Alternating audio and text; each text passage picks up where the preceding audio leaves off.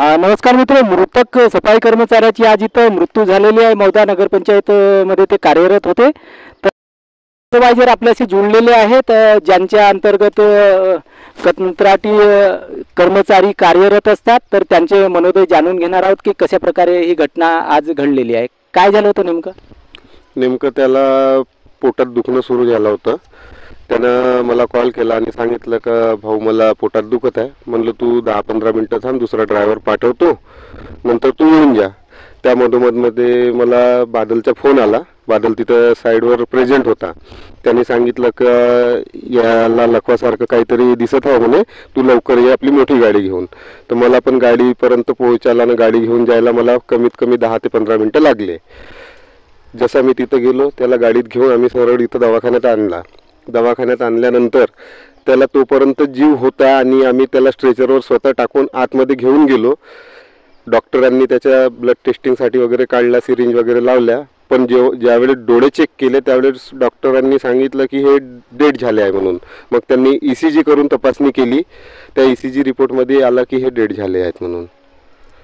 अच्छा, आणि काही इथं सुविधा वगैरे उपलब्ध होत्या ज्यावेळी तुम्ही घेऊन आले? इथं काहीच सुविधा उपलब्ध नाही आहे, जेणेकरून जे फर्स्ट ट्रीटमेंट मिळायला पाहिजे पेशंट लोकांना ते मिळत नाही आहे. कारण आम्ही स्वतः इथं दवाखान्याच्या समोर जेव्हा आलो, उपस्थित झालो सगळे, तर अंदरून कोणीच नाही आला. आम्ही स्वतःच त्याला उचलून, म्हणजे जे आमचे लेबर वगैरे आहेत, आम्ही सगळे मिळून त्याला उचलून अंदर नेला, आतमध्ये नेला. त्यानंतर स्ट्रेचर आम्ही स्वतः आणलो, स्ट्रेचरवर मांडून हॉस्पिटलच्या आतमध्ये जिथं इलाज होते तिथं आम्ही स्वतः घेऊन गेलो. बाकी काही अशी सुविधा इथं दिसली नाही, म्हणजे काहीच सुविधा नाही अशातला इथं प्रकार आहे. अच्छा, जर त्याला जे फर्स्ट ट्रीटमेंट मिळालं असतं तर संजू आजाम कदाचित असं झालं नसतं. अच्छा, तर मग यानंतर तुम्ही ते जे कंत्राटदार कंपनी आहे किंवा एजन्सी संस्था आहे त्याला तुम्ही म्हणजे सूचना केल्या होत्या? त्यांना त्वरितच सूचना केली. पहिले आमच्या सोबतचे जे आहेत कर्मचारी, आम्ही सगळे कामगार वर्ग एकमेकांना कॉल केला. यानंतर मी कंत्राटदार जे आहेत आमचे स्वप्नपूर्ती ट्रेडिंग कंपनीचे, त्यांनाही माहिती दिली. त्यांनी म्हटलं की हो मी येत आहो आणि अजून काही लागल्यास मला सांगा म्हणे. तर ते येणार आहेत. अच्छा, म्हणजे अजून पोहोचायचे आहे. ते कुठे राहतात? ते नागपूरला राहतात. ॲक्च्युअली ते नांदेडला होते आणि सायंकाळपर्यंत पोहोचण्याचा प्रयत्न ते करतो म्हणून असं त्यांनी सांगितले. आणि आमचे chief officer Shri doctor Rucha Dhabarde, त्यांनाही मी माहिती दिलेली आहे. चीफ ऑफिसर म्हणजे आपले कोण म्हटले? CEO चीफ ऑफिसर आहेत. अच्छा, मग त्यांच्या काय प्रतिक्रिया होत्या या संदर्भात? त्यांनी पण म्हटलं की मी पण येतो म्हणे, खूप बॅड झाला म्हणून असं त्यांनी सांगितलं. ते खूपच दुःखात, कारण त्यांनी सांगितलं की मी यांना बघितलं आहे म्हणे, असं त्यांची प्रतिक्रिया होती. आता म्हणजे कुठं आहेत त्या हल्ली, असं काही माहिती तुम्हाला? नागपूरला आहेत. अच्छा, नागपूरला आहेत. हो, सकाळी मॉर्निंगला होते इथे 1 वाजतापर्यंत. त्यानंतर म्हणजे जस्ट त्या गेल्या असतील ना, त्यानंतर 15 ते 20 मिनिटानंतर हा प्रकार झाला. तर प्रकार झाल्यामुळे आम्ही इथं याच्या औषधीचे ट्रीटमेंटच्या याच्यात लागून गेलो. तर मग त्यांना कळवण्यास आम्ही लेट झालो. बरं, तर यांना म्हणजे जे मदत, एखाद्या अशा कर्मचाऱ्याला मदत देण्याचं काही प्रावधान वगैरे होतं का त्याच्यामध्ये? असं प्रावधान सांगता येणार नाही, पण जे आमचे ठेकेदार आहेत त्यांनी असं सांगितलं की आपल्याकडनं जे काही मदत मिळू शकते ते आपण करू म्हणून.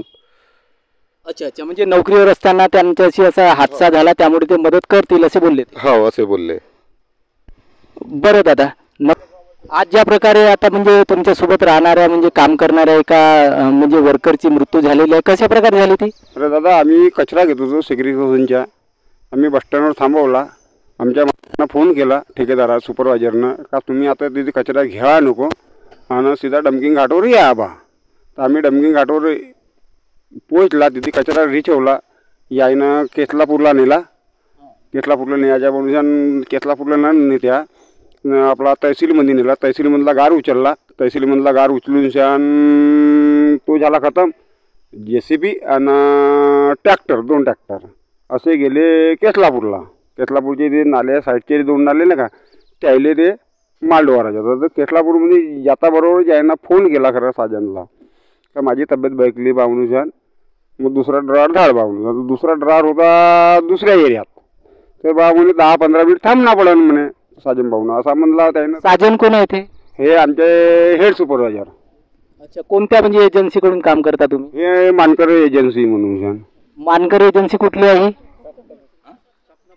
सपनामूर्ती स्वप्नमूर्ती नागपूरची आहे का? नागपूरचे. अच्छा, मग काय झालं पुढं? तर मग आम्ही नर्सरीत नेला. मग नर्सरीत नेला, थांबला आम्ही 5-10 मिनिट. म्हणलं थांबून जाऊन 5-10 मिनिट विचारून घेऊन. तर मग हे दोघं जण, एकटा हा आपला केतलापूरला गेला, आम्ही दोघं जण अलग साईडला गेला. मग तो जो आपला एरिया होता वाचला, केसलापूरला हा मृतक व्यक्ती गेला का? हो तोच गेला ट्रॅक्टर घेऊन छान. पहिलं तहसील मधला गार फेकला येईना. मग काय झालं केसलापूरला गेला तेव्हा? केतलापूरला त्याच्यामध्ये मला तर एवढी माहिती नाही. अच्छा अच्छा, मग हा याचा असा प्रकरण झालं, हा मरण पावला, कसं माहित पडलं? असं हे भावाजी बसले होते, असेच बसले होते कुठे बसला होता? केतलापूरमध्ये. बरं, मग केतलापूरमधून छान मग तिथून छान मी गेलो आणि मग त्याला उचलून छान आणला. असा बसला आहे बाबून या गाडीमध्ये सामने. कोण सांगितलं बसलाय म्हणून? तसं बसला म्हणजे मी खुद पाहिला ना. तुम्हाला काही फोन वगैरे आला होता? फोन आलता ना, आमच्या सुपरवायझरचा फोन आलता का या बाबून तुम्ही सीधा डायरेक्ट केतलापूरमध्ये आणि मग चला बाबून छान. मग काय केलं? मग कुठे घेऊन आले? मग आम्ही आलो महोदा याच्या. अच्छा, PSC ला आले. काय झालं इथं मग? इथे आला तर ठेवला होता, तर चांगला होता. 5 मिनिटांमध्ये स्टेजरीवर ठेवला. तर मग स्टेजरीच्या अंदरमध्ये नेला तर डॉक्टर साहेबांनी सांगितलं गेले बाबून छान. अच्छा अच्छा, तुम्हीच नेले का स्ट्रेचरवर? मीनच नेले. वार्ड बॉय वगैरे कोणी आले का दवाखान्यात? 8 नंबर कोणी आलेला एक त्याच्याला होता एक चपरासी म्हणून छान, त्यांना नेला. अच्छा, अजून कोणी कर्मचारी आले मदतीसाठी? कर्मचारी कोणते आले नाही. एक डॉक्टर साहेब आलते का काजाला बा म्हणून छान. म्हणून साहेब म्हणून थोडी ड्रॅगिंग केली असून सकाळची, त्याच्यामध्ये मालूम नाही बा म्हणून छान असा म्हणला होता. अच्छा, म्हणजे किती वेळामध्ये मग हा प्रकरण घडला इथं आणल्यानंतर? आणल्यावर तुरंतच झाला. बरं, अशा प्रकारे इथं मृत झालेली आहे. बाकी इतर कर्मचारी वगैरे आहेत. तुम्ही तुमच्या सोबतच कामाला होता का बाई तो? अच्छा, तुमच्या सोबतच होता. मग काही सुविधा वगैरे तुम्ही ज्या ठेकेदाराकडे काम करताय तुम्हाला मिळतात का काही सुविधा वगैरे? काही सुविधा वगैरे मिळतात का? काही नाही. काही सुविधा नाही. ज्या प्रकारे इन्शुरन्स वगैरे मिळायला पाहिजे असं नोकरीवर त्याची डेथ झाली, काहीच नाही. PF नाही मिळत का तुमचा? PF दिसतच नाही. कोणाच्या दिसते, कोणाच्या ना दिसत. अच्छा, मग तुम्ही हे तुमची समस्या सांगितली आहे का कुठं नगरपंचायतला वगैरे किंवा? पंचायत नगरपंचायत काय म्हणते डायरेक्ट आम्ही ठेकेदाराला कॉन्ट्रॅक्ट दिलाय, तुम्ही ठेकेदाराच्या संग पाहत बसा, आम्हाला नगरपंचायत काही मतलब नाही म्हणते तुमची आला. अच्छा, EPF वगैरे काही तुमचं आहे का? ते पण काही कुणाला डॉक्टरच्या दाखवत, कोणाच्या दाखवते, कोणाच्या दाखवत नाही. सुट्ट्या वगैरे मिळतात का तुम्हाला? सुट्ट्या काही नाही भेटत आपल्याला. बरं, मेडिकल वगैरे सुविधा? मेडिकल का दवाखाना, मेडिकलची गोळी नाही भेटत तर मेडिकल का भेटणार आहे?